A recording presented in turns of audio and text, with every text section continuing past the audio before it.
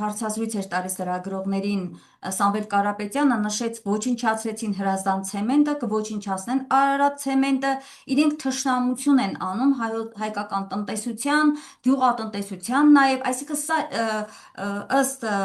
Սամվել Կարապետյանի ուղղակիորեն ուղղված է հայկական տնտեսության ոչնչացմանը, ինչպես դուք ասեցիք, այլ գուցե արտաքին տերերի պատվերով ոչնչացրեք հայկական տնտեսությունը, արդեն երկիրը հեշտ կլինի փլուզել։ Հիմա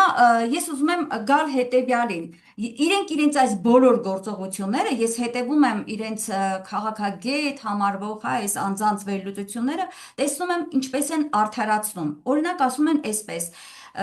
նրանք ռուսամետ ուժեր են եւ ուզում են մեզ նորից հետ տանել, դա մենք թույլ չենք տա, ուզում են մեզ դարձնել ռուսաստրուկ, դա մենք թույլ չենք տա եւ վերագրում են այս ամբողջ պայքարը իրենց երեք մասնավորաբար առաջնորդների դեմ եւ ընդհանրապես ամբողջ ընդդիմության հատվածի դեմ որպես պայքար հենց այդ ջարդելու այդ ռուսամետությունը, ասում են ինչը ուզում եք ժողովրդավարական Հայաստանը ոչնչացնել։ Եվ ես ուզում եմ ընթերցել նաեւ Դանիել Իոնիսյանի գրառման փոքր հետեւյալ հատվածը, ասում է իշխանությունները իրենց այդ քայլով նկատի ուներ մասնավորաբար Գագիկ Ծառուկյանի դեմ իրականացվածը, ուղերձ ասում է հստակ է, որ ով իր կամքով գիտակցված կերպով Հայաստանի դեմ ռուսաստանյան գործիք դարձավ, լուրջ պրոբլեմներ է ունենալու եւ շարունակում է, որ վատ սցենարներ են լինելու։ Այսինքն ձեզ համարում է մեր ընդդիմադիր ազգային հատվածին ռուսամետներ եք դուք եւ ոչնչացնում եք ժողովրդավարական բաստիոն Հայաստանը։ Ձեր արձագանքը խնդրեմ։ Հերթով գամ Սամվել Կարապետյանի ռեպլիկի մասին, որ տնտեսության վիճակներ նկարագրում։ Այո, ես հավաստում եմ, պարոն Կարապետյանի գնահատականը այս դեպքում մասնագիտական է, որովհետև եթե 3-4 օր եւս Արարատ ցեմենտի բնականon գործունեությունը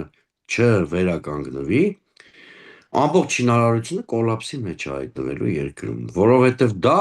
համակարգաստեղծ ձեռնարկություն է, երևի մեծ բացահայտում չեմ անում, որովհետև ամբողջ շինարարությունը,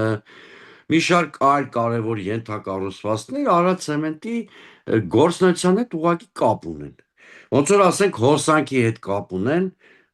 տնտեսության բոլոր ճյուղերը կամ ճյուղերի մեծ մասը։ Սա մեկ։ Գյուղատնտեսության ոլորտն էլ այո, բայց եթե կառավարությունը ոչ մի ջանք չի թափում հայ-ռուսական հարաբերություններում առկա ճգնաժամի հետևանքով արտահանումների սահմանափակումը վերացնելու ուղղությամբ, գյուղատնտեսությունը մեռնելու է։ Մարդիկ չեն կարողանում իրացնել իրենց այդ աճեցրած մրգեղենը, բանջարեղենը, այնտեղ ծաղիկների խնդիր կա եւ այլն եւ այլն։ Այդ մարդիկ տասնյակ հազարավոր փոքր եւ միջին գյուղացիական բիզնես ունեցող մարդիկ են, որոնք կքելու են վարկերի ծանրության տակ, որոնք այլևս չեն կարողանալու սպասարկել են նվազագույն ինֆրաստրուկտուրալ ծախսերը, որ նախատեսված էր։ Հələ եկամուտների մասին չեմ խոսում։ Եկամուտների մասին տասնյակ հազարավոր մարդիկ մնալու են գործազուրկ։ Շատ պարզ է, այդ որ գալիս է այն կինը Ուրսուլա ֆոն դեր Լայնը, որ գալիս է սիմվոլիկ sense ժպտալով բանով ասում է 58 միլիոն եվրո մենք կփոխհատուցենք Հայաստանին, ուրեմն այդ կրած վնասների համար, արտահանման սահմանափակումների։ Բայց լավ մեկը չկա, ասի այդ տիկին, հայ ժողովրդի ինքնասիրությունը եւ ինտելեկտը այդ աշճանի մի բռնաբարի։ Հայ-ռուսական հարաբերություններում առաջացած ճգնաժամը հարուցելու է 4-ից 5 միլիարդ դոլարի վնաս։ Քո 58 միլիոն եվրոյով ինչ ես փոխհատուցում։ Ինչ ես փոխհատուցում քո 58 միլիոն եվրոյով։ Սա մեկ։ Հələ չենք խոսում այն մասին, որ Աստված մի արածի կարող է առաջանալ նաև բանի խնդիր, գազի թանկացման խնդիր, Աստված մի արածը։ Այդ մենք արդեն չենք որոշում, Ռուսաստանը ինքն է որոշում, ինչպիսի գործիքներ օգտագործի։ Երկրորդը ռուսամետ ուժերի հետ կապված։ Ուրեմն ես երբեք չեմ հրաժարվելու իմ խոսույթում օգտագործել այն թեզը, որ ես շատ բարձր եմ գնահատում եւ շատ կարեւորում եմ հայ-ռուսական ռազմավարական դաշնակցային հարաբերությունները, որտեղ ես այդպես եմ մտածում։ Ու իմ շատ ընդդիմադիր գործընկերներ այդպես են մտածում, որ Ռուսաստանը մեր դաշնակից երկիրն է, բայց դա չի նշանակում, որ Մոսկվայի մի շոր մեկը կարող է մտածել, որ ես իր քաղաքական օրակարգը պիտի սպասարկեմ Հայաստանում։ Այսինքն ռուսամետ լինելը եւ ռուսական շահեր սպասարկելը դրանք տարբեր բաներ են։ Ինձ եւ իմ շատ գործընկերների դուք երբեք չեք տեսնի ինչ-որ օտար երկրի շահեր սպասարկելուց։ Ռուսամետ լինելը կրկնում եմ, որտեղ ստեղծված իրավիճակի անալիզը ինձ բերել է նրան, որ այլընտրանք չունենք Ռուսաստանի հետ դաշնակցային հարաբերություններին, այլընտրանք չկա։ Այդ նույն կերպ ես կարևորում եմ հայ-իրանական հարաբերությունների զարգացումը, որ ես իրանամետ չեմ։ Դա գեոպոլիտիկ վերլուծության արդյունքում ծնված բան է։ Կրկնում եմ, ռուսամետ կամ հայ-ռուսական հարաբերությունների կարևորում դա չի նշանակում ռուսական գործակալ։ Ամեն մեկ իր փչացվածության չափով է երևի դատում։ Հիմա լավ, եթե ինձ օրինակ ռուսամետ եք անվանելու, երկու խնդիր եմ առաջարկում։ Նախ գտեք մի օրակարգ, որ ես երկրի ներսում գեներացնում եմ Մոսկվայի պատվերով, եթե կարող ենք գտնել, ես ուղղակի քաղաքականությամբ չեմ զբաղվի։ Չկա նման օրակարգ։ Սա մի խնդիր։ Ես կարող եմ հիմա տասնյակ օրակարգեր նշել, որ Նիկոլ Փաշինյանն իրականացնում է Ալիևի ուղիղ հանձնարարությամբ։ Հավասիկ այդ մեզ ռուսամետ անվանողները թող շատ մեծ բումերանգի օրենքից վախենան, որտեղ իրանց շատ բացահայտ եւ հիմնավոր կարող ենք թրքամետ կամ ադրբեջանամետ կոչել։ Հետո հասարակությունը ինքը որոշի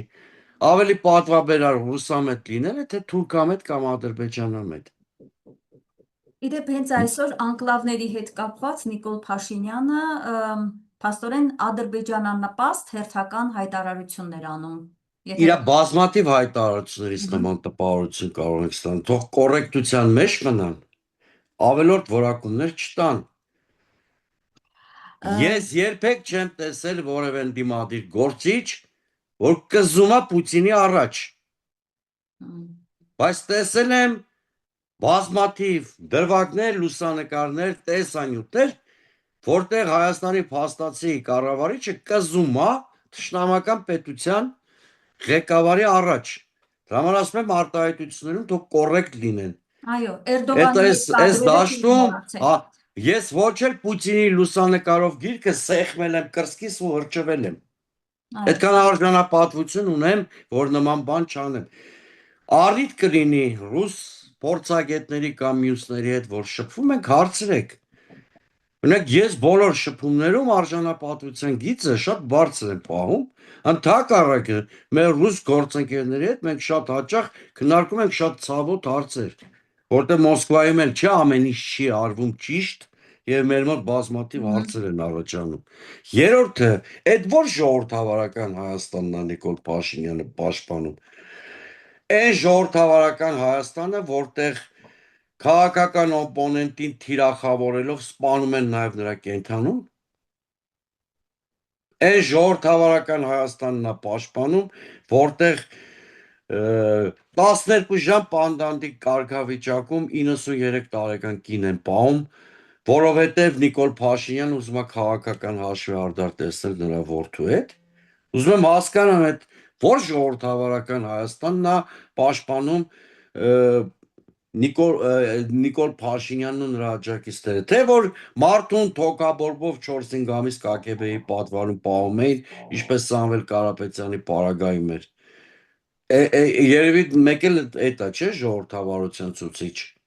Այսինքն դեպքեր ունեցանք, չէ՞ նաև մահվան։ Հայտնի, շատ հայտնի մտավորական Երևանի կոլորիտի մաս հանդիսացող մարդ խոշտանգվելով դատանի դալիճում մահկանացուն է կրկին։ Արմեն Գրիգորյանի մասին եմ ասում, ռեժիսոր։ Սրանից հետո խոսալ ժողովրդավարության մասին կամ ասեցի ոչ լեգիտիմի խարան իր ճակատին արդեն փակցված է։ Լավ, Ինքը մանդատի գող է։ Մանդատի գողը ո՞նց կարող ժողովրդավար լինել։